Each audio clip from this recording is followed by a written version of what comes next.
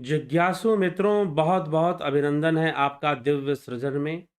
प्रत्येक दिवस की भांति लाइव चर्चा का ये कार्यक्रम, आध्यात्मिक चर्चा का ये कार्यक्रम हम लेकर यहाँ उपस्थित हैं। और आज का जो विषय है, आज का जो टॉपिक है कि माया क्षण क्षण रूप बदलती है, लेकिन उसका अधिष्ठान होता है। अधिष्ठान निरूपण के अंतर्गत इस विषय को समझाया गया है। अधिष्ठान होने का तात्पर्य क्या है या अधिष्ठान क्या है? अधिष्ठान का अर्थ एक साधारण भाषा में समझे तो आधार। आधार, कोई बिल्डिंग बनती है तो उसका नीचे पहले उसका बेस बनता है। बेस बनता है, बेस अच्छे से बनता है, मजबूत, उसके ऊपर बिल्डिंग खड़ी होती है। तो अधिष्ठान, तो वैसे ही जो भ्रम है, जो मिथ्या है, जो माया है, उसका भी अधिष्ठान होता है। जैसे कि अभी पिछले ही व्याख्यान में हमने पर्दे, फ़िल्म और फ़िल्म के पर्दे, सिनेमा हॉल में जिस पर्दे पे फ़िल्म दिखाई जाती है, उसका हमने उदाहरण लिया था। तो उसका अधिष्ठान है, तभी तो फ़िल्म दिखाई देती है, उसका आधार है। तो वैसे ही हमारे विचारों को अस्तित्व देने के लिए, मान लीजिए कि रज्जू के अंदर सर्प दिखाई दे रहा है, तो सर्प का दिखना एक मिथ्या भी है और एक अधिष्ठान भी है। हमारे विचारों को वो एक आधार दे रहा है कि भाई यहाँ तो सर्प है, यहाँ तो साँप है। भले वो मिथ्या रूप में है, लेकिन फिर भी वो एक आधार उसको मिल रहा है यहाँ पर।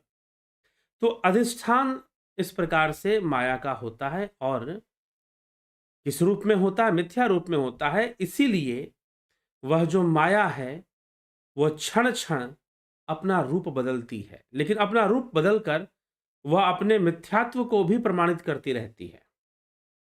तो आइए इस विषय पर थोड़ा-सा चिंतन करें। देखें विवेक चूड़ामणि के अंतर्गत आदि गुरु शंकराचार्य इस विषय को कैसे समझाते हैं। तो कहते हैं एतत् त्रितयं दृष्टं सम्यग् रज्जु स्वरूप विज्ञानात् तस्माद् वस्तु सतत्वं ज्ञातव्यं बंध मुक्तये विदुषा। रज्जु में भ्रम के कारण सर्प की प्रतीति होती है, ठीक है? उस मिथ्या प्रतीति से ही भय, कंप आदि दुखों की प्राप्ति होती है। भाई आपको सांप दिख गया, अब पिछले व्याख्यान में भी मैंने इस बात की चर्चा की है। सांप दिखा, सारा प्रपंच शुरू हो गया, डर लगने लगा, काट लेगा, भय प्राप्त हो गया, शरीर कांपने लगा, पड़ोसी को बुलाओ, मारने के लिए सांप को बुलाओ, पकड़ने के लिए सांप को बुलाओ, सारी चीजें शुरू हो गई। किंतु दीपक आदि के द्वारा जिस प्रकार रज्जु के स्वरूप का यथार्थ ज्ञान होते ही रज्जु का अज्ञान, जो सर्प का जो आवरण है, अज्ञान जन सर्प का आवरण स- और सर्प प्रतीति से होने वाला भय, कंपन, दुख, यह तीनों एक साथ ही निवृत्त हो जाते हैं। हालांकि अभी पीछे ही मैंने इस बात को आपको पिछले व्याख्यान में ही मैंने ये बातें बताई थी, परंतु यहां पर यही बात इस श्लोक में कही जा रही है। एतत् त्रियतयम दृष्टम सम्यग् रज्जु स्वरूप विज्ञानात् तस्माद् वस्तु सतत्वम ज्ञातव्यम बंध मुक्तये विदुषा। अर्थात कि रज्जु में जैसे सर्प की प्रतीति होती है, तो उससे जो उपजे, जो दुख है, जो कष्ट है, जो भय है, कंपन है, वो सारी पैदा हो जाते हैं। लेकिन जैसे ही एक दिया जला दो, एक दीपक जला दो, यहां पर आदि गुरु शंकराचार्य कह रहे हैं तस्माद वस्तु सतत्वम ज्ञातव्यम बंध मुक्तये विदुषा।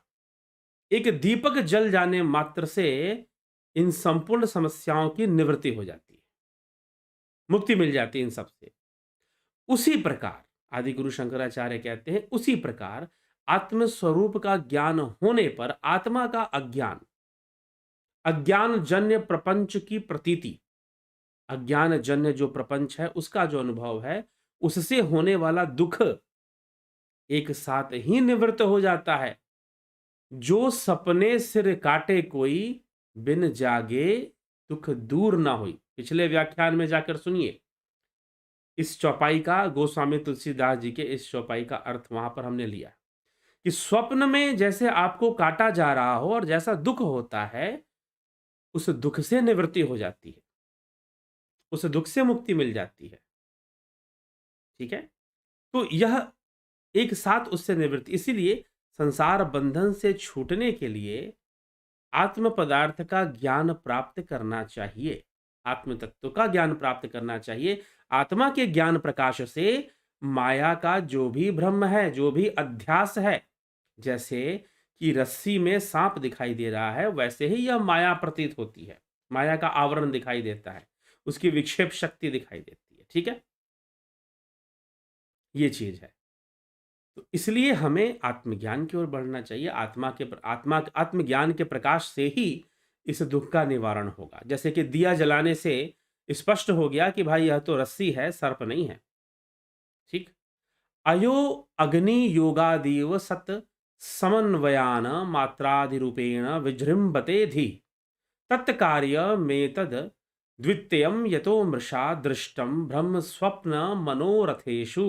अर्थात अग्नि के संयोग से जैसे लोहा, अधिष्ठान को समझिए, अधिष्ठान क्या चीज है? अग्नि के संपर्क से जैसे लोहा लाल हो जाता है और उसे अनेकों रूप दिए जाते हैं। उसे उसे कुदाल बना लीजिए, आप कुल्हाड़ बना लीजिए, कई रूप, उसे हथौड़ी बना लीजिए, आप वो तरह के उसके रूप उसको आप दे सकते हैं। ठीक है? उसी प्रकार आत्मा का संयोग, आत्मा के प्रकाश का संयोग, सकाश का संयोग से यह जो बुद्धि है अविद्या पैदा करती है। यह बुद्धि अविद्या पैदा करती है, नाना प्रकार के विषयों में प्रकाशित होती है। यह द्वैत प्रपंच उस बुद्धि का ही कार्य है। ये जो द्वैत जगत दिख रहा है, जो सुख दुख, लाभ हानि, जय पराजय, इन सबसे व्याप्त है। यह जो द्वैत प्रपंच आपको दिखाई दे रहा है, यह आत्मा के प्रकाश से बुद्धि ही प्रकट करती है, इसलिए मिथ्या है। क्योंकि भ्रम, स्वप्न और मनोरथ के समय इसकी प्रतीति का मिथ्यात्व स्पष्ट हो जाता है। त्रिगुणी भेद को लेकर तीन गुणों का भेद आ जाता है और यह अनेकों अविद्या पैदा करती है। ततो विकारः प्रकृतिरे हम मुखा देह वासना विषयाश्च सर्वे क्षणे अन्यथा भावितया है हमेशा सत्वमात्मा तू कदापि नान्यथा। अर्थात इसलिए अहंकार से लेकर देह तक, अहंकार से देह तक, स्थूल देह तक की यहां तक बात कही जा रही है। तो अहंकार से लेकर देह तक प्रकृति के जितने विकार अथवा विषय हैं, वे सभी क्षण क्षण में बदलने वाले हैं। प्रकृति के जितने भी विषय हैं, प्रकृति के जितने भी चीजें हैं, वह क्षण क्षण में बदलती है। वो क्षण क्षण में, यहां पर प्रकृति को माया रूप ही समझकर ये बात कही जा रही है। तो प्रकृति रे हम मुखा देहावसाना विषयाश्च सर्वे, देहावसाना विषयाच सर्वे, कि देह तक जितने भी, अहंकार से देह तक जितने भी विकार हैं, वह सब क्षण क्षण बदलने वाले हैं। आपका मन हो, बुद्धि हो, चित्त हो, सब कुछ बदलने वाला है। संसार का प्रत्येक विषय बदलने वाला है और असत्य है। आत्मा तो कभी बदलता ही नहीं है, इसीलिए आत्मा तो सनातन है, ऐसा समझना चाहिए। आत्मा नहीं बदलता, तो वह सदा ही एक रस रहता है। ठीक? नित्या द्वयाखंड चिद के चिद एक रूपो बुद्धियादि साक्षी सद्विलक्षण अहम पद प्रत्यय लक्षितार्थ प्रत्यक सदानंद घन परात्मा, जो अहम पद की प्रतीति से लक्षित होता है, अहम पद की प्रतीति से जो भरपूर है, वह नित्य आनंद घन, वह नित्य आनंद घन है। परमात्मा तो सदा ही अद्वितीय है, वह आत्मा ही अहम है, अहम पद है उसका, वह अहंकार नहीं। इसलिए अहम पद और अहंकार में अंतर को पहले भी चर्चा में लिया जा चुका है। तो अहम पद तो आत्मा ही है, परंतु अहंकार एक अध्यास है, माया का, प्रकृति का एक अध्यास है, एक पोजेशन है, जो कि बुद्धि से प्रकट होता है, अविद्या से प्रकट होता है। तो अहम पद की प्रतीति से लक्षित होता है वह नित्य आनंद घन परमात्मा, तो सदा अद्वितीय अखंड चैतन्य स्वरूप, बुद्धि आदि का साक्षी, सत असत से भिन्न और प्रत्यक है, अंतरंतम है, मतलब अंतर में निहित सर्वव्यापी है। इत्थम विपश्चित सद्विभज्य निश्चित्य तत्वम निज बोध दृष्टया ज्ञात्वा स्वमात्मान खंड बोधम तेभ्यो विमुक्त स्वमेव साम्यति। विद्वान पुरुष इत्थम विपश्चित सद द्विभज्य। विद्वान पुरुष इस प्रकार सत्य और असत्य का विभाग करके, सत्य और असत्य का विभाग करके, अपनी ज्ञान दृष्टि से तत्व का निश्चय करके, अखंड बोध स्वरूप उस आत्मा को जानकर असत पदार्थों से मुक्ति होकर स्वयं ही शांत हो जाते हैं।